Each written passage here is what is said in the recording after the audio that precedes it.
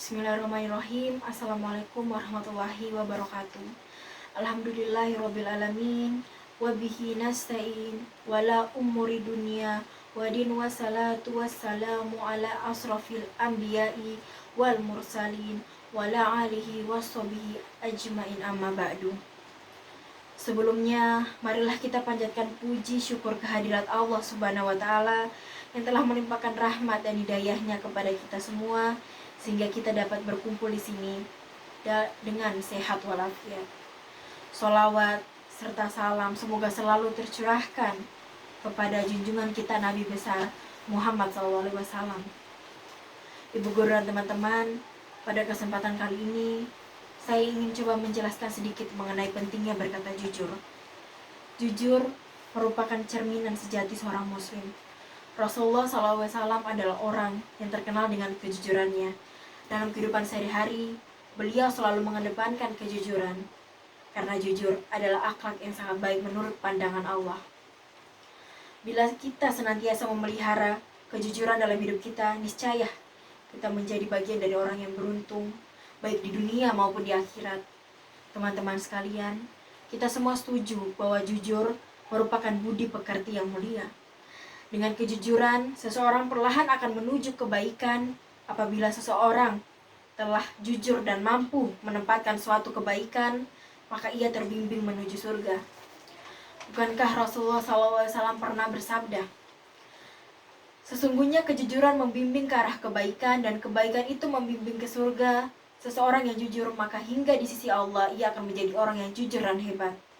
Sedangkan sifat dusta membimbing seseorang pada kejahatan, lalu kejahatan itu menyeret ke neraka. Seseorang yang berdusta maka hingga di sisi Allah kelak tetap menjadi pendusta. Hadis riwayat Bukhari Muslim. Para hadirin yang dirahmati Allah, orang yang suka berterus terang dan jujur dalam segala kehidupan ini maka ia termasuk memiliki sifat kenabian. Sebab tentu saja orang-orang yang jujur ini suka sekali dengan kebenaran. Karena sukanya, maka ia selalu memelihara akhlaknya dari dusta, karena ia cenderung untuk melakukan kebaikan dan menegakkan kebenaran agama. Dalam surat Maryam ayat 41 Allah berfirman, A'udzubillahi minasyaitonirrajim. Bismillahirrahmanirrahim. Wadhkur fil kitabi Ibrahim innahu kana siddiqan nabiyyah. Artinya, ceritakanlah hai Muhammad kisah Ibrahim di dalam Alkitab atau Al-Quran ini. Sesungguhnya ia adalah seseorang yang membenarkan lagi seorang nabi. Quran surat Maryam ayat 41. Kemudian di bagian lain, yaitu ayat 54 diterangkan pula, A'udzubillahi minasyaitonirrajim. Bismillahirrahmanirrahim. Wadhkur fil kitabi Ismail innahu kana shadiqal wa'di wa kana rasulan nabiyyah. Artinya, dan ceritakanlah hai Muhammad kepada mereka kisah Ismail tersebut di dalam Al-Quran. Sesungguhnya ia adalah seseorang yang benar janjinya dan dia adalah seorang rasul dan nabi. Quran surat Maryam ayat 54. Para bapak, ibu dan saudara sekalian, sekali lagi saya katakan bahwa orang yang jujur tidak akan takut kepada siapapun juga. Jika ia harus menghadapi bahaya dari perkataannya yang jujur, maka ia tidak akan khawatir. Bahkan ia tak akan segan-segan mengatakan apa adanya. Tetapi terhadap diri dan hatinya sendiri, ia sangat takut.